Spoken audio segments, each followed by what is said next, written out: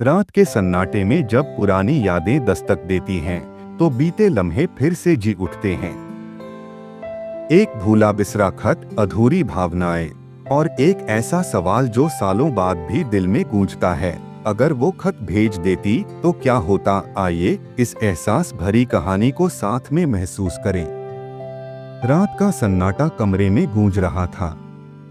हल्की चांदनी खिड़की से छनकर अंदर आ रही थी और हवा के झोंके पर्दों को हल्के हल्के हिला रहे थे। रागिनी अलमारी के ऊपरी हिस्से से अपना पुराना संदूक नीचे उतार रही थी। इस संदूक में उसके कॉलेज के दिनों की यादें कैद थीं, कुछ फटी पुरानी किताबें, कुछ तस्वीरें और कुछ अनकहे एहसासों की निशानियां। जब उसने संदूक खोला तो अचानक उसकी नजर एक पीले पड़ चुके लिफाफे पर पड़ी। धड़कनों की रफ्तार थोड़ी तेज हो गई। यह वही खत था जिसे उसने कभी भेजा नहीं था। उसके कांपते हाथों ने वह खत उठाया। हल्के से उंगलियां उसके शब्दों को छूने लगी, जैसे अतीत के किसी अधूरे लम्हे को जीने की कोशिश कर रही हो। धीरे धीरे उसने खत खोलकर पढ़ना शुरू किया। रोहन, जब से तुम्हें देखा है कुछ अजीब सा महसूस होता है। शायद इसे ही लोग प्यार कहते हैं। मैं नहीं जानती कि तुम्हें यह जानकर कैसा लगेगा, लेकिन मैं तुम्हें बताना चाहती हूँ कि तुम मेरे लिए सिर्फ एक दोस्त नहीं हो। तुम्हारी हंसी, तुम्हारी बातें, तुम्हारा हर अंदाज मेरे दिल के बहुत करीब है। पर मैं डरती हूँ कि अगर मैंने यह कह दिया तो शायद तुम्हें खो दूंगी। रागिनी के हाथ कांपने लगे, आंखें नम हो गईं। यह वही खत था जिसे लिखने में उसने पूरी रात लगा दी थी, लेकिन उसे देने की हिम्मत कभी नहीं जुटा पाई। कॉलेज के दिनों की यादें उसकी आंखों के सामने तैरने लगीं। पहली बार जब उसने रोहन को देखा था, तब वह क्लास में खिड़की के पास बैठा हुआ था, हल्की मुस्कान के साथ किसी किताब में खोया हुआ। रागिनी को उसकी आंखों में एक अलग सा सुकून दिखा था, जैसे वहां कोई गहरी दुनिया बसी हो। धीरे धीरे दोनों की दोस्ती हो गई। साथ पढ़ना, लाइब्रेरी में घंटों बिताना, कैंटीन में चाय पर बहसें करना, सब कुछ कितना खूबसूरत था।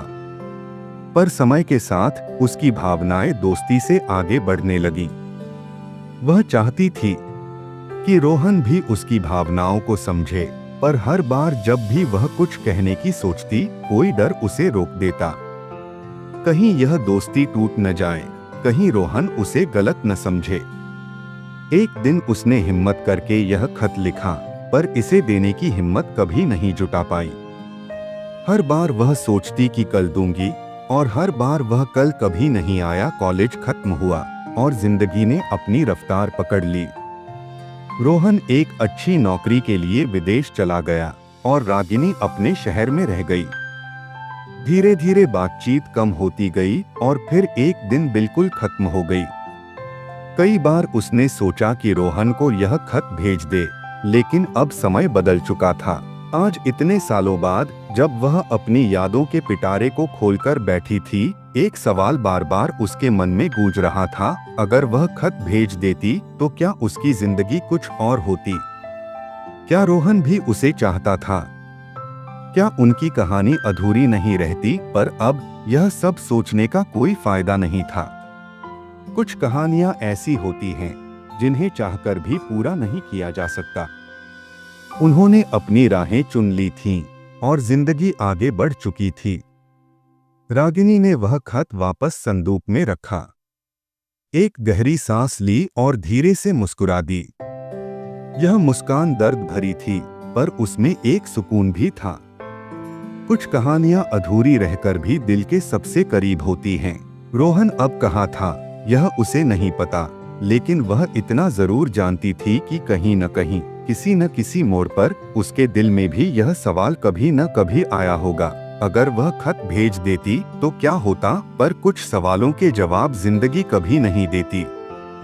कुछ कहानियां अधूरी रहकर भी दिल के सबसे करीब होती हैं। क्या आपके जीवन में भी कोई ऐसा अनकहा एहसास छिपा है? अपने विचार कमेंट में जरूर बताएं। और अगर आपको ये कहानी पसंद आई हो तो लाइक, शेयर और चैनल को सब्सक्राइब करना न भूलें। बेल आइकन दबाइए ताकि आपको ऐसी ही और दिल छू लेने वाली कहानियाँ मिलती रहें।